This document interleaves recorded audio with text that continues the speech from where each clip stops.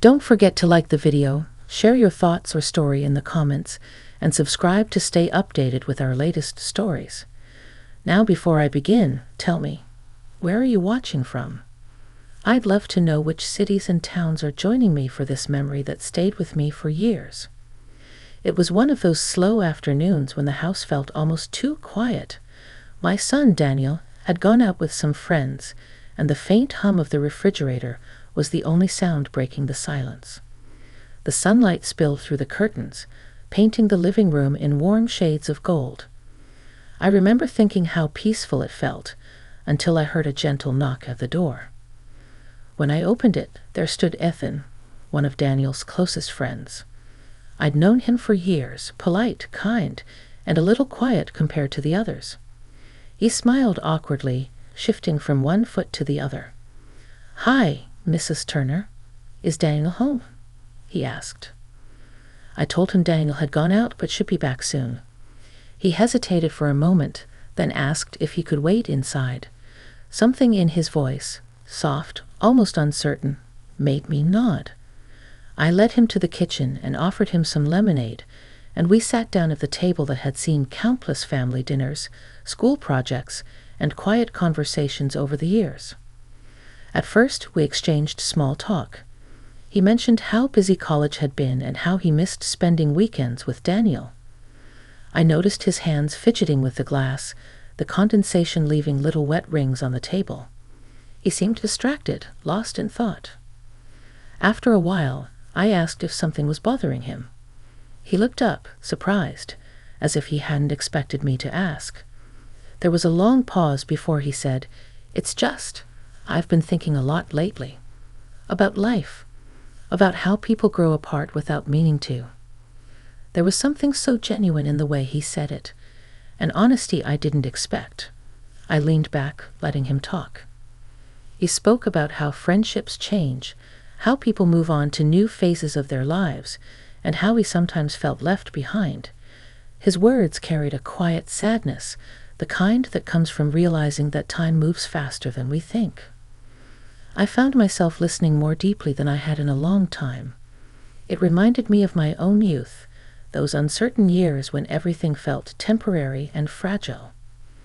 "You know," I said after a moment, "it doesn't stop happening as you get older. People drift, life changes, and sometimes the silence between becomes a little heavier. But it doesn't mean the bond disappears. It just changes shape." He smiled faintly, his eyes reflecting both relief and curiosity. For a moment, I saw a hint of gratitude in his expression, as if hearing those words eased something inside him. The afternoon light dimmed slightly as clouds moved across the sun, and the soft sound of wind brushed against the windows. The conversation deepened naturally after that. We spoke about dreams, fears, and the quiet in-between moments no one talks about. There was no rush, no need to fill the silence. It felt natural, like two people sitting on different sides of life's road, but still sharing the same sky. I realized how rare it was for someone his age to open up so sincerely. Maybe he just needed to be heard, to talk without being judged or advised too quickly. And maybe I needed it too. When Daniel finally came home, the spell of quiet understanding between us broke, replaced by the familiar noise of laughter and footsteps. Ethan stood, thanked me softly, and gave a small wave before joining my son outside. As the door closed behind them, I sat back at the table for a while, looking at the two empty glasses and the fading sunlight. Something about that conversation stayed with me, a reminder that connection doesn't always come from years of knowing someone, but from the courage to speak from the heart when the world feels too loud. That afternoon wasn't planned, but it became one of those rare moments that linger, quiet, meaningful, and full of unspoken understanding. The next afternoon felt like an echo of the day before, quiet, calm, and wrapped in that early autumn stillness. I was folding laundry when I heard another knock at the door. When I opened it, there he was again, Ethan. This time his smile came a little easier. "Hi, Mrs. Turner," he said, holding a small paper bag. "I brought those lemon muffins you like. My mom made them last night." It was such a simple gesture, but it warmed me instantly. I invited him in, and soon we were sitting at the same table as yesterday, the sunlight pouring through the kitchen window again, this time softer, more forgiving. The smell of muffins filled the air, and I could sense that he'd come not just to wait for Daniel, but for another quiet talk. He seemed lighter, though still thoughtful. "I hope it's okay that I stopped by," he said. "Yesterday meant a lot to me. It's rare to have someone listen without trying to fix things." His words touched me in a way I hadn't expected. So many times we rush to give advice, to offer solutions, forgetting that sometimes people just want to be understood. "It's always okay to stop by," I told him. "Life gives us so few moments where we can really talk." For a while, we spoke about simple things, how the seasons were changing, how he was struggling with his new routine at college, how the city felt different after the pandemic years. But beneath those words was something deeper, unspoken yet present, a sense that both of us were quietly searching for meaning in a world that often moved too fast. He told me about his father, how they rarely spoke anymore. "He's not a bad man," Ethan said softly, "just distant. It's like we live in the same house but on different planets." That struck a chord. I thought about my own son, how quickly he'd grown up, how our conversations had turned from long talks about dreams to short exchanges about errands. It made me wonder if, in my effort to let him live his life freely, I had become one of those distant planets too. "Fathers and sons have their own way of speaking," I said gently. "Sometimes silence is their language.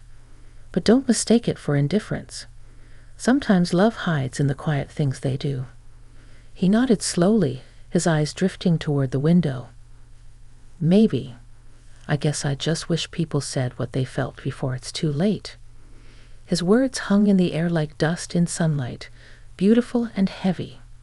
I didn't know what to say at first, but then I realized he wasn't looking for answers, just acknowledgement. So I simply said, "I understand." We sat there for a moment longer, watching the world outside the window.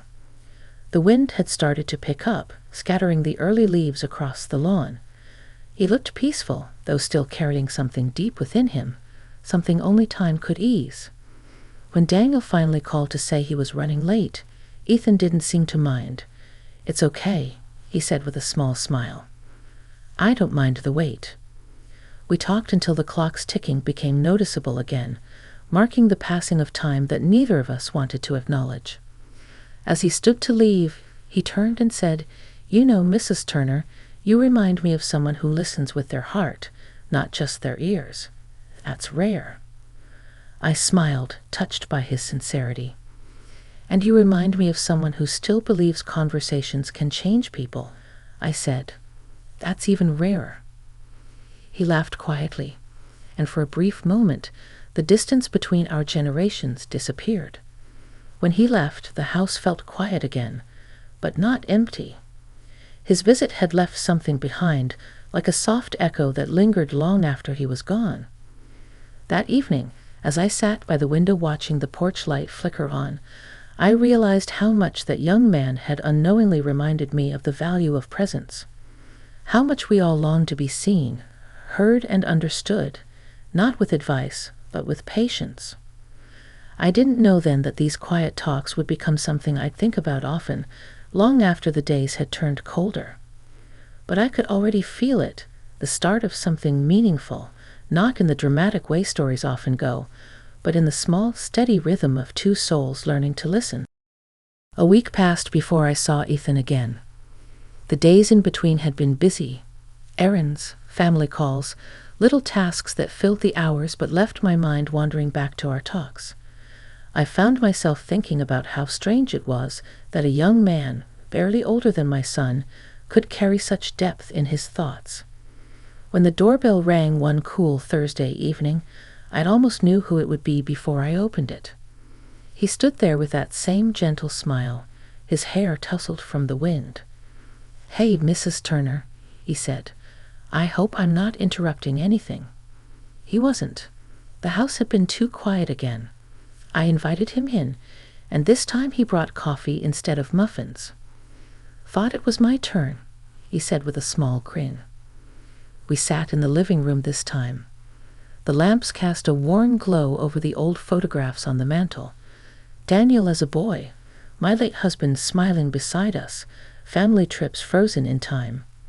Ethan noticed one picture in particular, my husband holding Daniel on his shoulders, both of them laughing at something just outside the frame. "Was that your husband?" he asked softly. I nodded, the memory stirring like autumn leaves in my chest. "He passed away a few years ago," I said quietly. "Heart complications. It feels like another lifetime now." Ethan's expression changed, kind, but weighted with understanding. "I'm sorry," he said. "That must have been hard."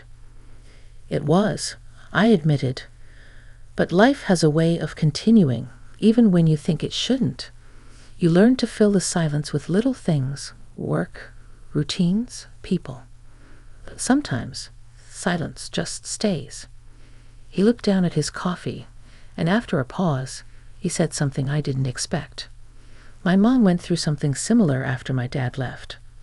I remember the way she'd sit by the window at night, like she was waiting for someone who'd already decided not to come back." I felt that sentence settle deep inside me. There was something about the way he said it, gentle, reflective, almost protective of the memory. We sat there for a while, the quiet stretching between us, but it didn't feel uncomfortable. It felt like understanding. I realized then that Ethan wasn't just visiting because of Daniel. He came because, in some way, our talks gave him a kind of comfort, and perhaps I found the same in him. We were two people from different chapters of life, meeting somewhere in the middle. "Do you ever talk to your mom about it?" I asked. He shook his head. "Not really. She doesn't like to look back. Says it's better to keep walking forward." He smiled faintly, though it didn't quite reach his eyes. "I guess that's what we all try to do." His words reminded me of my own attempts to move forward, packing away clothes that still smelled faintly of my husband's cologne, pretending not to notice when the house creaked at night like it missed him too. "Sometimes moving forward doesn't mean forgetting," I said quietly. "It just means learning how to carry it without it hurting as much." He looked at me for a long moment before nodding. "That makes sense. Maybe that's what I'm trying to do too." The clock on the wall ticked softly. Outside, the evening rain began tapping against the windows, steady and rhythmic. The sound filled the spaces our words left behind, but the quiet wasn't empty. It was full of shared emotion, of things understood, but never said aloud. When Daniel finally called, saying he'd be home later than expected, Ethan chuckled. "He really does keep me waiting, doesn't he?" I smiled. Maybe the universe just wants you to slow down for a while. He laughed, and the sound brought warmth to the room. As he stood to leave, he turned back at the door and said, "You know, these talks, they make me think about things differently. It's strange, but in a good way." After he left, I stood at the window watching the rain blur the lights outside. The reflection of our conversation lingered in the glass, a quiet exchange that had somehow begun to heal pieces of me I hadn't realized were still broken. That night, I went to bed feeling a soft calm I hadn't felt in years. It wasn't joy exactly. It was gentler than that. Like rediscovering something long lost, the simple comfort of being seen and heard. A few weeks went by, and autumn had fully settled in. The trees outside my house had turned shades of copper and amber, their leaves fluttering down in slow spirals before resting on the ground. Life continued in its usual rhythm, but I noticed that I had started looking forward to quiet moments again, the kind that weren't filled with loneliness, but with reflection. Ethan hadn't visited in a while, and though I told myself he was simply busy, part of me missed those conversations that had become small anchors in my days. Then one afternoon I saw him again. I was coming back from the grocery store when I noticed him sitting on the old wooden bench near the park, earbuds in, a thoughtful look on his face. I almost passed by, but something in me wanted to say hello. When he saw me, his face lit up with a familiar warmth. "Mrs. Turner," he said, standing up quickly. "I was actually thinking about stopping by soon." We walked together for a while, through the park where the air smelled faintly of pine and damp leaves. The path was quiet, the kind of place that encouraged honesty. After a few moments, he said, "I've been meaning to thank you."